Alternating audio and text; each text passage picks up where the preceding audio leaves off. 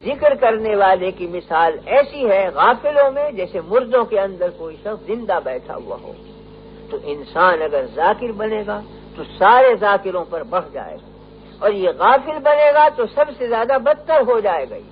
مستحق تھا کہ زیادہ ذکر کرتا، بن گیا غافل، تو پتھر بھی اس سے اچھا، جانور بھی اس سے اچھے، درخت کی ٹہنیاں بھی اس سے اچھی، کیونکہ سب ذکر میں مشغول ہے، یہ سب سے زیادہ ذلیل اور بدتر۔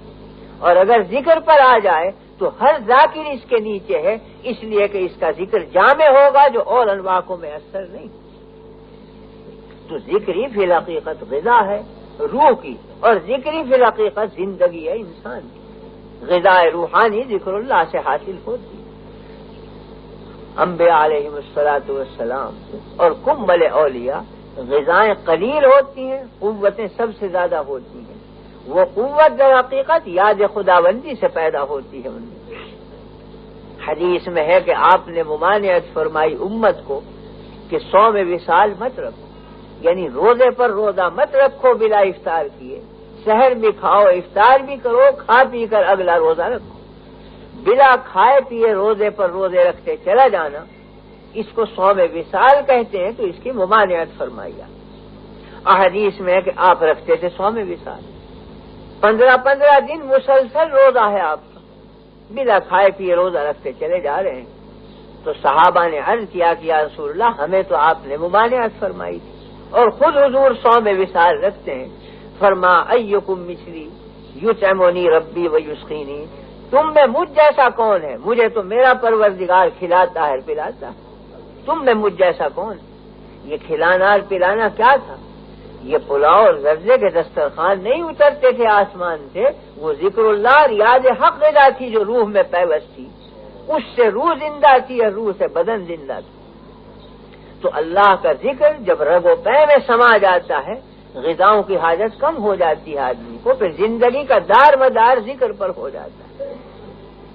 میں نے اپنے بزرگوں سے واقعہ سنا، حضرت مولانا محمد قاسم صاحب نانوتوی رحمۃ اللہ علیہ کا، جو بانی ہے دارالعلوم دیوبند کے، کہ اخیر عمر میں یہ فرمایا انتقال سے چند ماہ پیش کر کہ اب بحمدللہ بقائے حیات کے لیے مجھے کھانے پینے کی ضرورت باقی نہیں رہی ہے، اتباع سنت کے لیے کھاتا اور پیتا ہوں، زندگی باقی رکھنے کے لیے کھانے پینے کی حاجت نہیں رہی۔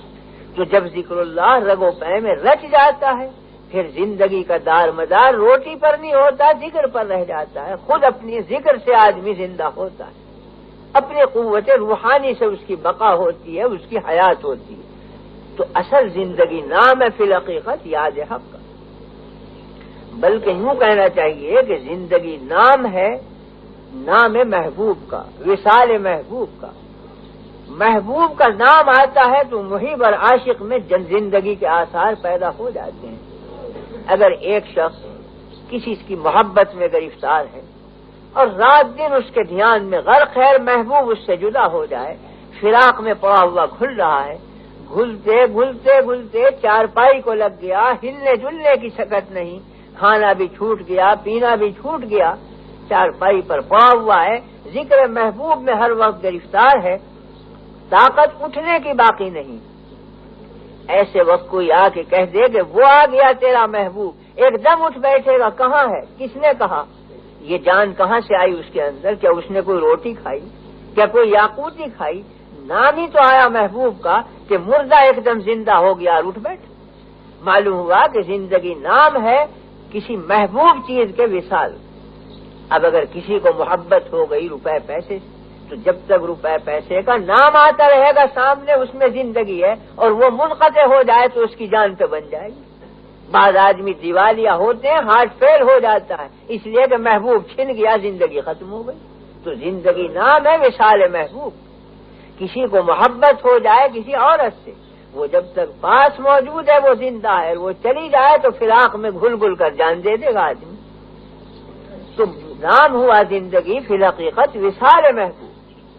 کسی کا محبوب دولت ہے، کسی کا محبوب عورت ہے، کسی کا محبوب عزت ہے۔ جن کا محبوب اللہ رب العزت ہے وہ اس کے نام پر زندہ ہیں، جب تک ذکر حق ہے ان میں زندگی ہے، یہ منقطع ہو جائے ان کے لیے موت ہو جاتی۔ تو جن کا دل اٹک چکا ہے پروردگار حقیقی سے اور رب العزت سے، ان کی زندگی یہی ہے کہ وہ ہر وقت ذکر اللہ کیے جائیں، نام حق لیے جائیں۔ جب اس میں کمی آ جائے گی، یوں محسوس ہوگا کہ ہم ختم ہو گئے۔ بردل سالک ہزاراں غم بود، غرض باغ دل خلال کم بود۔ سالک کے دل پر ہزاروں غم اور پہاڑ ٹوٹ پڑتا ہے غم کا، جب وہ یہ دیکھتا ہے کہ باغ دل میں سے ذکر اللہ کا کوئی خلال کم ہو گیا ہے، تو موت کی برابر ہو جاتا ہے ایک ذاکر کے لیے۔ وہ سمجھتا ہے اب میں زندہ نہیں۔ ذاکرین کے اوپر بعض اوقات قبض طاری ہوتا ہے، اس قبض میں کا اثر یہی ہوتا ہے کہ وہ یوں سمجھتے ہیں کہ ذکر اللہ باقی نہیں ہمارے اندر، اور حق تعالیٰ سے جو تعلق تھا اس میں کمی آ گئی، تو بعض اوقات خودکشی کر لی ہے قبض زدہ لوگوں نے۔ اگر سنبھالنے والے موجود نہ ہوں اور مربی نہ سنبھالے تو قبض کی حالت میں خودکشی کی طرف مائل ہو جاتا ہے آدمی۔ حدیث میں ہے کہ نبی کریم صلی اللہ علیہ وسلم پر جب وحی آ چکی پہلی اور نبوت سے آپ سرفراز فرما دیے گئے، پہلی وحی آئی اقرا بسم ربک الذی خلق، اس کے بعد میں وحی منقطع ہو گئی اور ایک عرصہ بیچ میں گزرا کہ انقطاع ہو گیا وحی کا۔ آپ کے قلب مبارک پر ایک غم اور ایک گھٹن طاری ہوئی اور قبض طاری ہوا۔ فرماتے ہیں کہ بعض اوقات میرا جی چاہتا تھا کہ خودکشی کر لوں، کہ اب زندگی کس کام کی جب وہ شے باقی نہیں جس سے محبت ہے، حتیٰ کہ ارادہ کر کے پہاڑ کے اوپر آئے کہ اپنے کو گرا دوں نیچے، کہ پیچھے سے کسی نے ہاتھ پکڑ لیا۔ آپ نے چاہا کہ گر پڑے کہ پیچھے سے آواز دی کسی نے یا محمد، آپ نے ادھر ادھر دیکھا کوئی موجود نہیں تھا۔ تو یہ کیفیت طاری ہوتی ہے جب قبض کی تو موت کی طرف طبیعت مائل ہوتی ہے۔ سالک یہ سمجھتا ہے کہ میری زندگی ختم ہو گئی، جو زندگی نام ہے فی الحقیقت یاد خدا بندی کا، ذکر اللہ کا، یاد حق کا۔ ہم چونکہ رات دن مشغول ہیں کھانے میں، پینے میں، پہننے میں، اس لیے ہم نے زندگی اسی کو سمجھ لیا ہے۔ اس کوچے سے نابلد ہیں جو حقیقی زندگی کا سرچشمہ ہے۔ جو آ گئے اس کے اندر ان کی سمجھ میں آ گیا کہ حقیقی زندگی یہی، تو اس کو فرمایا نبی کریم صلی اللہ علیہ وسلم نے کہ مثل الذاکر فی الغافلین کمثل الحی فی الاموات، ذکر کرنے والا غافلوں میں ایسا ہے جیسے کوئی زندہ بیٹھا ہوا ہو مردوں کے اندر۔ تو مردنی ہے غفلت اور زندگی ہے ذکر۔ پھر اس کا عجیب اور عظیم ثمرہ یہ ہے کہ اللہ کے یہاں قانون مکافات، جیسا انسان خود کرتا ہے ویسا ہی ادھر سے معاملہ ہوتا ہے۔ فرمایا گیا ان تنصروا اللہ ینصرکم، اگر تم اللہ کی مدد کرو گے اللہ بھی تمہاری مدد کرے گا۔ فرمایا گیا من احب لقاء اللہ احب اللہ لقاءہ، جسے یہ پسند ہے کہ میں جلد اللہ سے جا ملوں، اللہ کو یہ پسند ہے، انتظار ہے کہ کب میرا بندہ مجھ سے ملے گا۔ جو ادھر سے معاملہ وہی ادھر سے معاملہ۔ تو فرماتے ہیں فاذکرونی اذکرکم، تم میری یاد کرو تو میں تمہاری یاد کروں گا، اگر تم ذکر اللہ کرو گے تو میں تمہارے نفس کا ذکر کروں گا۔ فرمایا گیا حدیث میں کہ اگر بندہ تنہائی میں مجھے یاد کرتا ہے میں اپنے نفس میں اسے یاد کرتا ہوں، جو بھرے مجمع میں مجھے یاد کرتا ہے میں ملائکہ کے مجمع میں اسے یاد کرتا ہوں۔ جس نوع کا یہ ذکر کرے گا اسی نوع کا وہاں ذکر کرے گا۔ تو ذاکر جب ذاکر بنتا ہے تو انجام کار مذکور بن جاتا ہے۔ ادھر سے ذکر کیا ادھر سے اللہ نے ذکر کیا تو مذکور بن گیا۔ تو اگر آدمی یہ چاہتا ہے کہ میرا تذکرہ رہے اللہ کے یہاں تو اللہ کا تذکرہ یہ شروع کر دو، جتنا یہ یاد کرے گا اتنا ہی وہ یاد کریں گے۔ دیکھیے اگر کسی بڑے حاکم کے یہاں، وزیر اعظم کے یہاں، پریزیڈنٹ کے یہاں آپ کا کچھ تذکرہ آ جائے اور آپ سن پائیں کہ آج میرا ذکر کیا تھا پریزیڈنٹ نے، تو عزت و افتخار سے سر اونچا ہو جاتا ہے، اخباروں میں چھاپتے ہیں کہ ہمارا تذکرہ کیا آج پریزیڈنٹ نے۔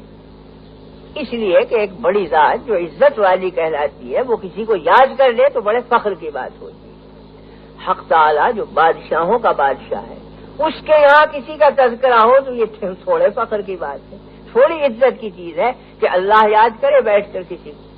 حق تعالی کب یاد کریں گے؟ جب تم یاد کرو گے اسے۔ فاذکرونی اذکرکم، تم میری یاد کرو میں تمہاری یاد کروں۔